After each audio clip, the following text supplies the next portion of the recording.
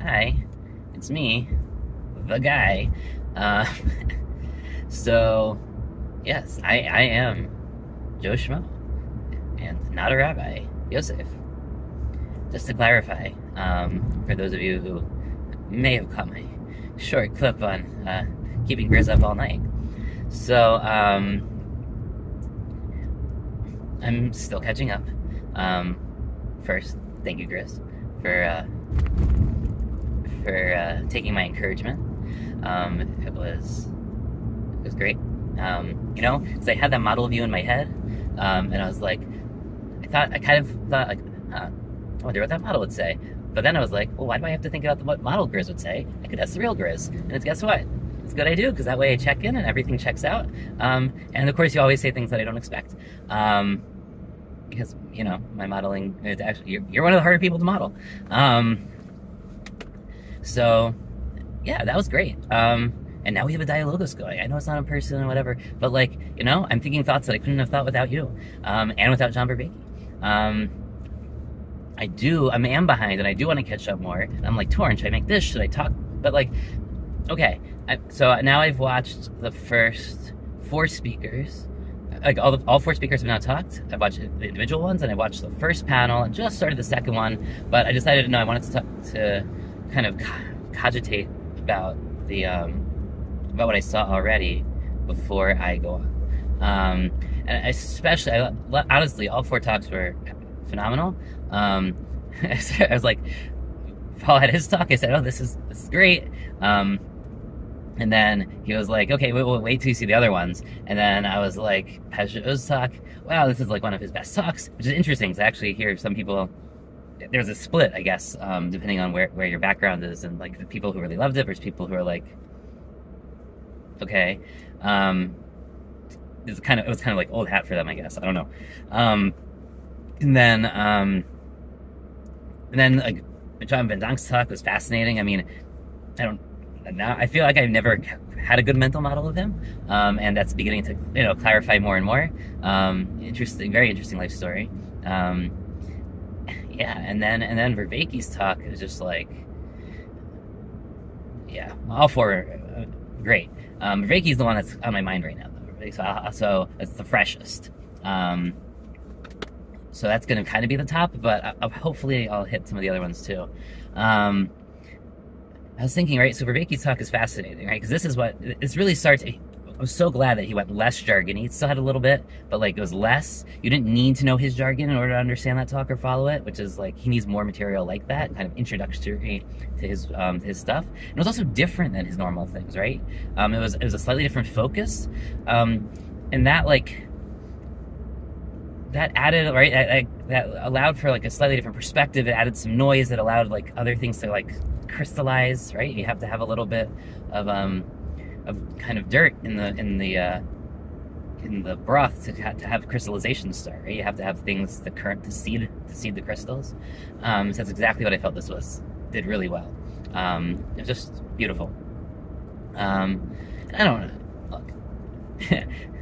And of course, Chris shows that clip of me because he's not sure if it's the right person, whatever. And I hate how I sound. I'm so rambly. So I'm glad that anyone watches these. I don't know that I could. I have not been able to. I never rewatch this stuff. And I don't edit it, as you all know. Well, maybe that will change.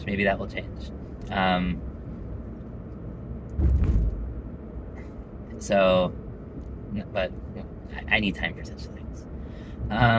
What I do want to say, it's just short, but what struck me was this whole new set. It's not a whole new set of metaphors, but it finally came together in my mind. Maybe this has already been in everyone else's mind. I think it's been in Chris's mind, since probably I first talked to him.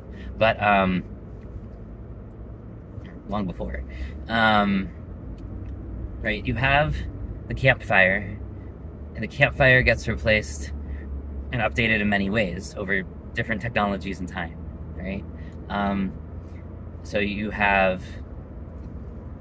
And this is interesting, because this also gets to something I was talking about with Lance. There's kind of this interesting back and forth where is let's say the campfire becomes the altar, but there's kind of the altar in the middle, the midst of the people, let's say, either out in the field and everyone kind of gathers around it, or even in the middle of a temple complex, right? So the copper altar in the Jewish temples in kind of the middle of the structure. At the same time, though, it's not really in the middle because only the priests are allowed up in that part of this section, and the audience, the Jews bringing the sacrifices or even just watching sacrifices would be much further back. And the altar becomes, instead of being in the middle, it becomes at the front. And we see this both as a classic argument over church architecture as well as in synagogue architecture in the modern era. And actually historically, there's this whole debate over where different parts of the service should be held. If they're up front, is it kind of this hierarchy with the priests up front? Is it kind of lay-led and it's in the middle? Mount Sinai, right? There's this, the bima where we read the Torah from is in the middle of the synagogue, and it's supposed to represent the altar, but the ark is at the front for synagogue architecture. And this became a very big debate when the Reform movement started, because they wanted to put everything at the front, like in a church, and that there's Jewish precedent for that, in that Italian and parts of France that are near Italy did have synagogues that were like that for millennia. But most other Jewish communities, that was not the layout of the synagogue. They did not have that custom, and to specifically change it to match Christian church architecture was controversial to say the least. But it's more than that, right? Because this is the whole point of, I'm sure this was, Pageau talks about this, right? The architecture of worship matters. And it may matter in different ways, right? You could have two different symbol systems being at play here. And this might be a tension between which one we're going to use. Fine. But those tensions are there, and those tensions are long standing. They're not new. So models of the campfire, right? And there was one version where you're around and you see everyone around the campfire, is very different than people sitting in front of the campfire on one side, and let's say the storyteller on the other side, in shaman, whatever, enacting, either telling the story or enacting a ritual. There's two different ways to orient yourself toward a campfire. And one is kind of as an audience, and the other is kind of this more communal one where you're seeing everyone's faces, right? It's kind of more that checking in world. The audience one, yes, there's an entertainment aspect for sure, and there's a play aspect for sure, but there's also a passivity aspect, right? And a hierarchy aspect. So I think all that really, those are not incidental. And if we think about this plays out, right? Because we then have the theater. The theater is the entertainment aspect, where the altar, the campfire is up front, all the lights, right? Everything's shining on the person up front, or people up front telling the story. So the theater, opera, dance, and of course that eventually filters down to movie theater. And in many ways, that is the shape of YouTube too, right? And all these streaming, virtual discussions through and TV, right? Set and sell, and all of these modern idols of attention, where there's a clear hierarchy, and we not necessarily that we're passive, but we're kind of the receptive party, and something else is downloading toward us, right? And this is interesting, right? Because something then like Zoom or StreamYard or a conversation in person, right, goes back to the circle effect, right? So I think that's important to talk about these two ways to orient around the fire. Okay, leaving that aside for a second, there's another way to orient, which is let's say the Sinai experience. Everything's fresh in my mind because we just had Shavuot. Christians, you'll call this Pentecost, right? So Shavuot is when we got the Torah from Har Sinai, and how does that work, right? If you think about it, the people are not on the mountain; they're not allowed to touch the mountain. In the Midrash, the mountain is actually being held over their heads, and they're underneath it, literally. That's a fascinating Midrash. I'm not going to go down that direction at the moment. So they're around the mountain, but at the same time, they're not looking at each other. the mountain is in the way, right? They're looking up at God, and Moses are at the top of the mountain, or maybe Moses at the bottom. There's a whole. He goes up and forth and back and forth, but their attention, certainly when God is talking, is oriented up, and they're down. And right, you can be around something and still not see each other and be looking up, and that is maybe in some ways closer to what's happening in, let's say, a virtual community, like let's say like Paul Vanderklay's YouTube channel, right? Where we're leaving comments on the bottom of the mountain, but we're all looking up at the same thing, at the voice from above. But we're aware of each other, but we're not really looking at each other. And then, of course, when you put like StreamYard in or something, then we're all aware of each other and we're oriented back to looking at each other. So we have this like interesting, these dynamics where we shouldn't forget the vertical. There's two ways to do horizontal, but there's also a potential vertical way to be looking and participating in the fire. Looking up at the stars above the fire. I don't know what the analogy is. Something like that. Or the mystical experience in the smoke. Whatever. So yes, I think those are all different ways to orient. But I think there's also, right, there's orientation and alignment. And this is the other thing I was thinking about. Or actually, there's three things. I'll tie them all together. The next part is orientation and alignment. So in one, when you're the audience and everyone's looking at the same person, or even at the top of the mountain, right? So let's say you're all looking at the same person and you're all on one side and they're on the other, like in theater, right? So everyone's in alignment. There's a conformity of orientations, but they're not oriented toward each other. They're oriented with each other. On the other hand, when you ever have in a concentric circle, all the people are looking toward each other, right? It's radial. And then, but no one is actually, everyone's facing the same point, but no one is conformed. No one is coming from the same perspective. And then you have the kind of the looking up to the top of the mountain vertical, where you kind of have both elements at the same time, right? Because in one direction, they're radially oriented, and the other, they're actually conforming because they're all kind of going up at the same, so there's, if you want to move into a Cartesian world and be dualistic for a second, we can decompose the vertical and the horizontal. The horizontal components are non-conformal, but they are oriented to the same point. And in the vertical, they are all going. They're parallel elements, right, going up. So you mix the two in that. And that, of course, then takes us to spiral world, because what is, if we think about linear time versus circular time, so we've done linear and circular. What is spiral? It's a point ahead, and you're going to keep circling it and going up in the same direction, so it's very similar to this, except it adds a dynamic element, as opposed to just a static orienting one. But someone who's going in a spiral is actually moving kind of with both of those. They have a conformal direction, pulling them inward toward the middle of the circle, toward everyone else. But at the same time, they're going forward because they're looking up out to the telos, right? So we have both of those things happening. Something that's also really super interesting that's tied to this is they just announced this. They found these new quantum particles that have memory. What's that mean? So these particles braid together, and because they braid together, that means that they kind of contain an intrinsic physical memory of where they were before, because they have to because they're switching off.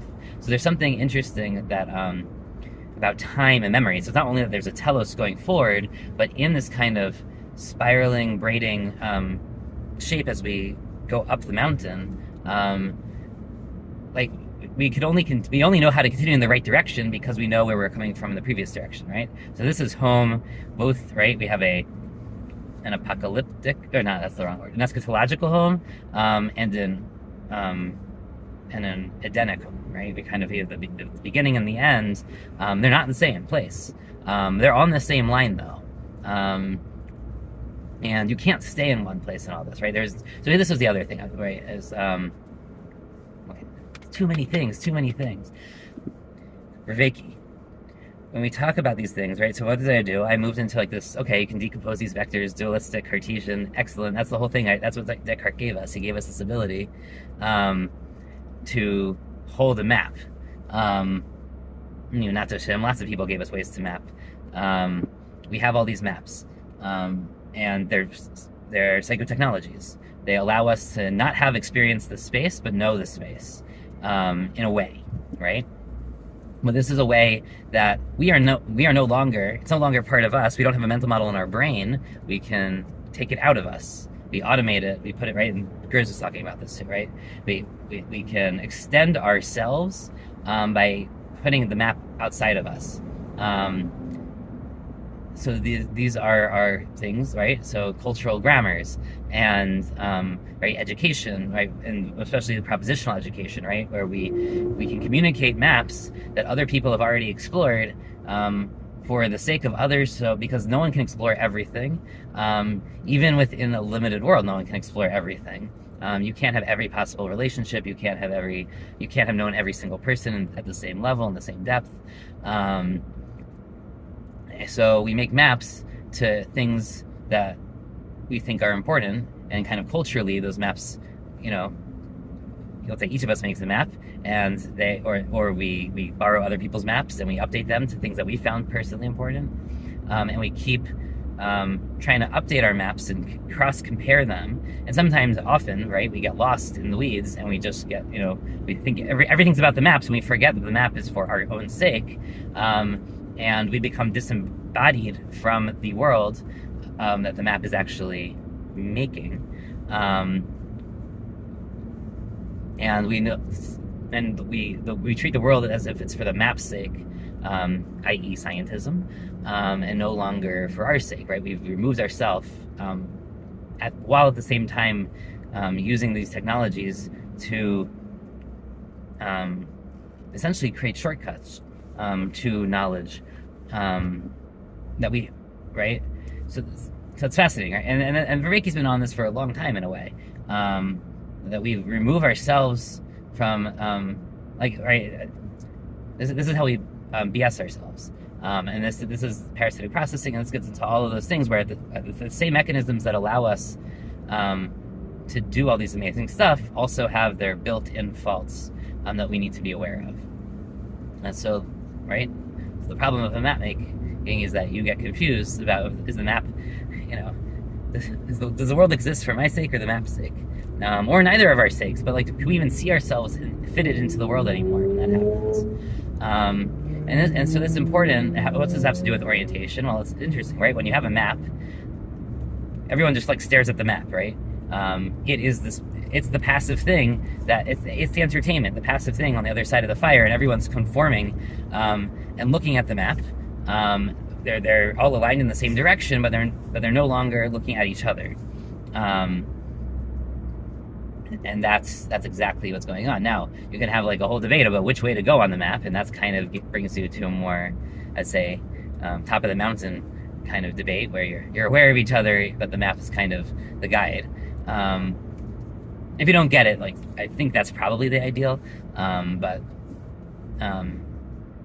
there you go. Surprise, surprise, the Torah at the top of the mountain is the ideal. Not even the Torah, right? It's not. That's confusing the map in this way too, because it's really God at the top of the mountain, but it's mediated through the Torah, which is language. What is language? It is the map, right? Or it embeds implicitly the map of values and culture. So yeah, no. So these are all the things that are bouncing around my head this morning,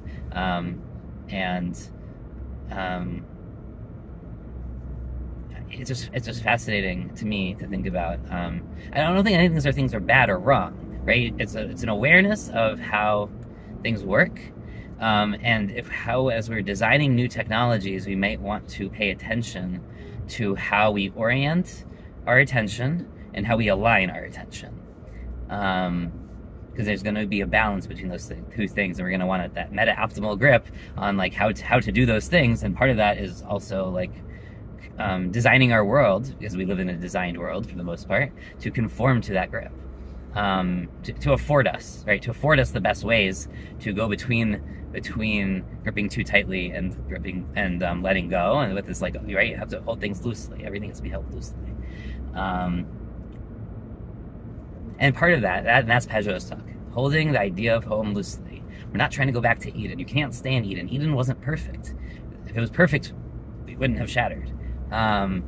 Like there was a snake in Eden, or it was a setup. God, something in human psychology, whatever it was, Eden could not be sustained. The point is not to stay and remain the child, but as I told Sherry, right? But you want to carry the child with you, in you. You don't want to lose the child. The child has, is going to be there through your whole life, and that can be a curse or a blessing. The same way, Eden and the consequences of it are there all the time. But we're not trying to get back to Eden, right? We're not trying to get back to the original configuration of the sphere. We're not trying to fix this broken vessels so they'll shatter again. There's no point to that, right? We know that doesn't work. The rest is in, the rest has to be found in the lack of rest.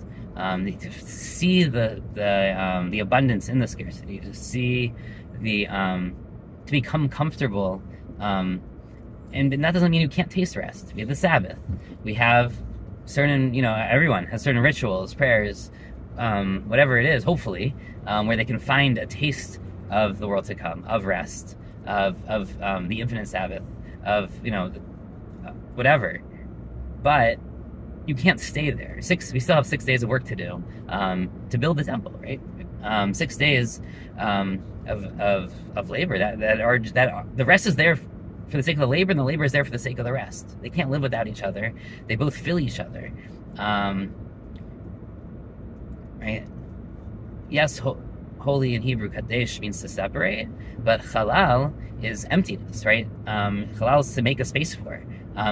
That's the opposite. That's profane. The emptiness of kadesh is chol, is the non-sacred. But the non-sacred in Hebrew is not just non-sacred. It's not just an antonym.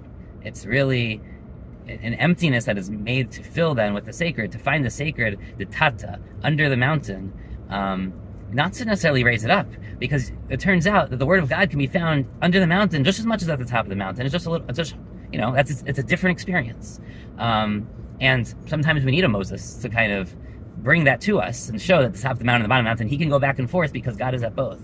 And sometimes, there are those, sometimes different parts of our lives, or sometimes for different people, you have to, one is, we have, okay, well, phone died.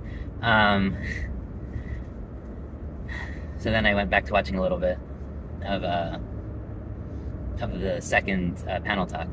But now, I was so good, I was so happy with it. And then Pageau has to talk about Judaism every time. And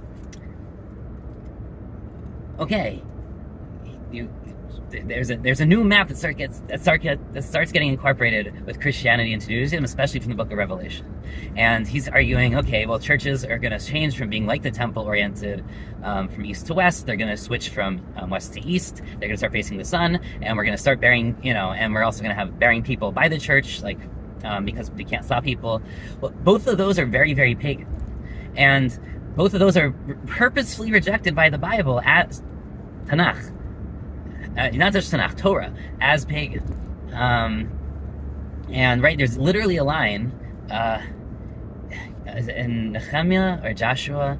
There's literally, I have to find it. There's literally a line, we say it every Seder, that our ancestors faced it, our pagan ancestors before Abraham faced east toward the sun. They used to actually say this line at the temple. They faced east toward the sun because that's who they thought was their God.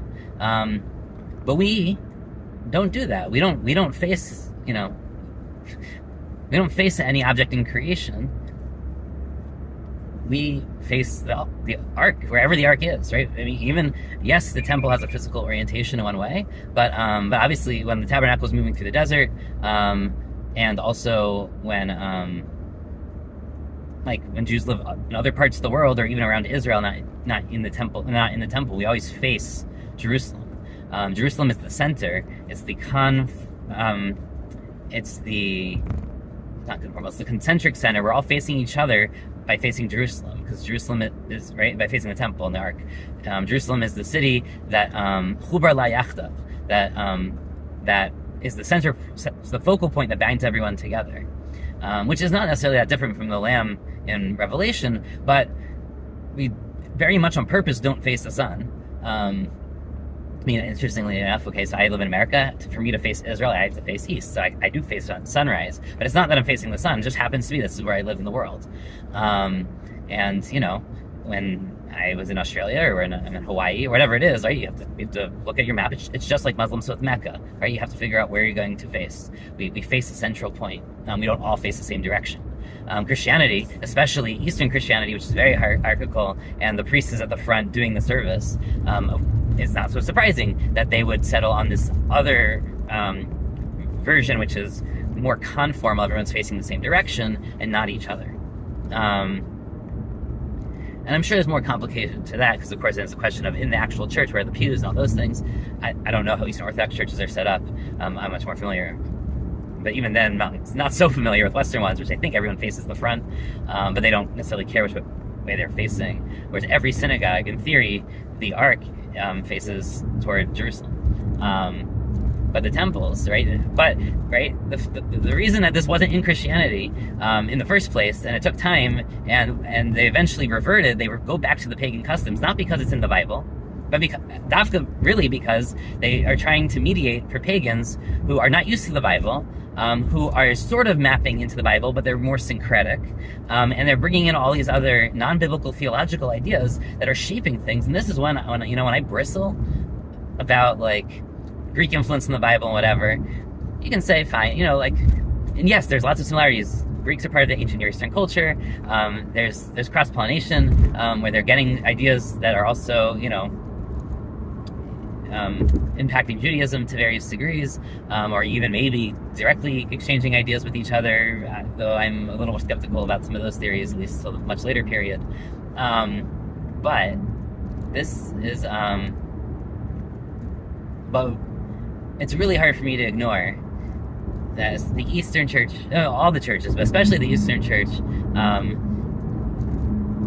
with the icons, with the Eastern orientation toward the sun, as opposed to being all orienting to one point. We can debate what the point is, right? That's the whole point. With the burials next to the churches, this is not biblical stuff. It's not theology. This is understandably, in some ways, concessions to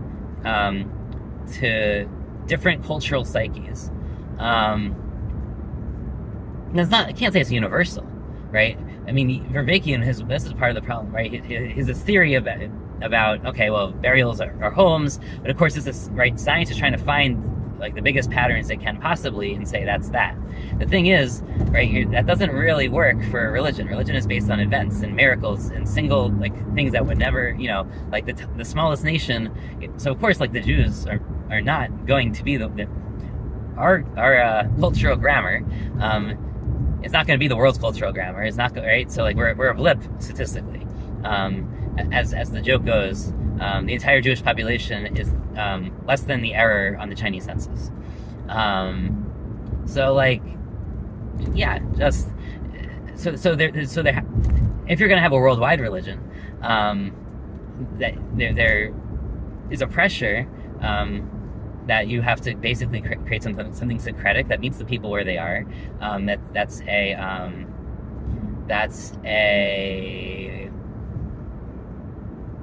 what do you call it? Gosh, come on. Concession. That's the word. It's a concession. Just like you can use a biblical image. God is too scary, too big, they think they're gonna die, so they need Moses. and Moses needs a cloud, and Moses needs a veil, and for the high priest to go into the tabernacle, he needs the cloud of incense, and and it only can be one day a year, and all of those rules and all those things protect us from something that is disorienting and scary, and too much for us to handle. Even as we orient, it still overwhelms us, right? So you can't change people too quickly either, right? This is the whole 40 years in the desert. So there's some things that are concessions that, may no longer be concessions later. This is an argument, a famous argument, that there won't be sacrifices in the third temple by Maimonides, that was taken up later by Rav Kook. And like there's another idea that it's a concession that we eat meat after Noah, and we're not going to eat meat in the time of the Messiah, that we'll all be vegetarians, right? So these are interesting, right? Are these concessions? Are they temporary, that we're going to grow out of them and return to a previous state, or are we going to grow out of them, not returning to the previous state exactly, but spiraling back to it in a new Jerusalem, where we've now grown out of those, let's say, childish things that we did want to leave behind. So I understand, obviously, Judaism and Christianity have very different goals in this sense, right? We're not trying to convert the world. Christianity is, depending on what you believe about missionizing and evangelizing, and if you're a Christian. So there's concessions to burial, but what happens is, some things are concessions. We say, they're going to go away. Some things, sometimes they start as a concession, but then they become like a fixture. We don't know which is which. It's really hard to tell. There are people the other side of the people who say there won't be sacrifices in the third temple was very strong opinions, saying of course there'll be sacrifices in the third temple. It's not a concession. It's a necessary stage of development. And learning how to sacrifice, but not being pagan, is a way that we redeem that system from the pagan world, right? Or eating meat. There's Rav Kook, even though he believed we would all be vegetarian in the time of Messiah, and he was vegetarian 6 days a week on the Sabbath, where there's a rabbinic concept that one should eat meat on the Sabbath, because it's a unique way to increase our joy. And he on the Sabbath he would eat meat, right? That's even more interesting, right? The other 6 days are more messianic than the Sabbath, which is in theory the most messianic of days. So like which are we? Is it going to go away? Is it staying? Is it coming? We have to this is all. Don't try to figure it out, in a sense. Like, hold them loosely. Home, post the fall, post Eden, post Tzimtzum, whatever framework we're using, in multiplicity, infinitude, we are not meant for rest. We are always going further up and further in, even on the days of rest, if we can find them, even with the taste of rest. We can, start. The goal is not to have it the goal is not to force it. Do not make every day your Sabbath. You can't force, in a sense, the Messiah to come. You can't force building the temple. This is the problem of utopian, idyllic, movements often. And they're very dear to and attempting to force these things. They grip too hard and break even more things. And that's tragedy. And this is where I get, for all of my disagreement with Jacob over Zionism, let's say, I understand this point that he's making, that you can't just like declare a Jewish state and even have it run, have a couple of religious Zionist leaders at some point, or enough influence in the government of religious leaders, and say, okay, the Messiah is here, the Messiah is coming, this is the beginning of the redemption. That's you can't force the Messiah's hands. I mean, as much as I have like a very ambivalent feeling toward the 3 oaths in the Talmud, about not going up as a wall, I think this is part of the point of that, and I don't want to lose that. As much as I kind of disagree with it at some level, I also agree with it at some level. It is part of the tradition too. Okay. before my phone overheats again, I'm going to stop. But that was lovely. For me, I don't. If any of you get anything out of that, wonderful. I just wish, and I know he can't, because for Pageau, if it's not grounded in the Old Testament, even if it's a Christian change to that, he feels like it's important to ground. I get that. It's like a home range for him. But man, I just wish he would never talk about Judaism, because he like, it's not possible, right? It's not possible. Coming in a daughter religion like Christianity is to Judaism, like it's just not possible for him not to root in that direction. But he doesn't really understand the symbolism often, I would argue. Or maybe not, that's not the way to say it. We have different symbolic worlds, very different symbolic worlds.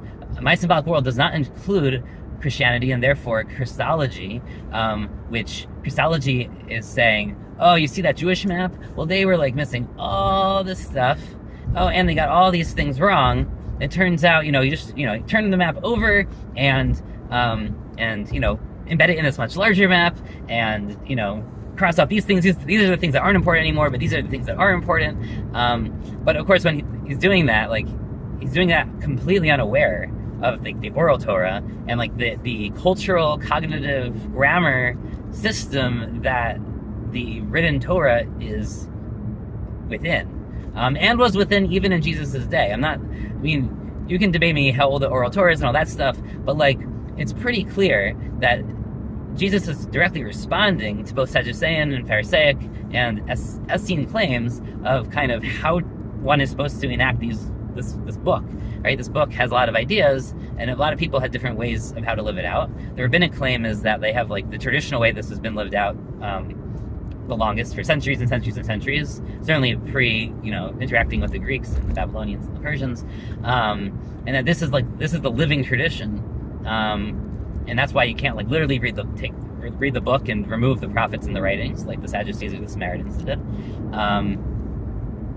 You have to look how people live it, and you can't suddenly reinterpret it out of nowhere. Everything has to be grounded, and Christianity and the Essenes and the Pharisees all are on that side, right?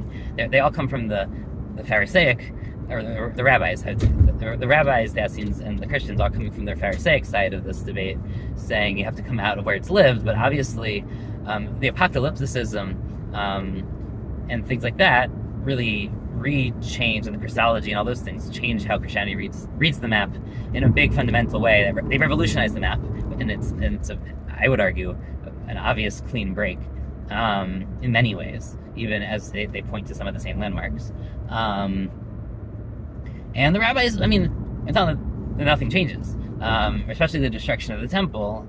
They also do some reorienteering, especially for the diaspora. But I would say it's, I don't know, my argument would be it's a much stronger continuum of a map. And there's less of an overhaul in the same way. But that's my belief system. Take it or leave it. But clearly Jesus has some of that, right? He has, he's coming almost undoubtedly from a Pharisaic camp, and Paul less so, but a little bit. He's a taste of Pharisaism. But yeah, sure. It's clear that when he's talking about the scribes in the seat of Moses, that is the living dynamic of the tradition, that the scribes have a seat at the table, and are basically empowered to edit the map at some level. Edit may be the wrong word, but I was thinking about scribes, but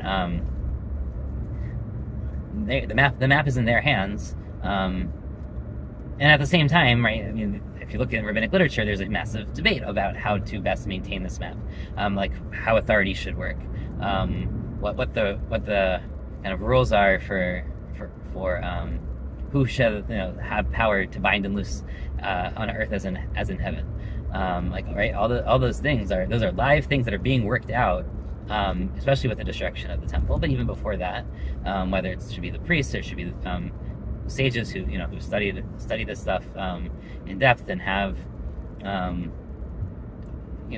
educated in kind of, I'd say, like the living jurisprudence of the of the systems. Okay, now I'm really done this rant. I'm almost at work.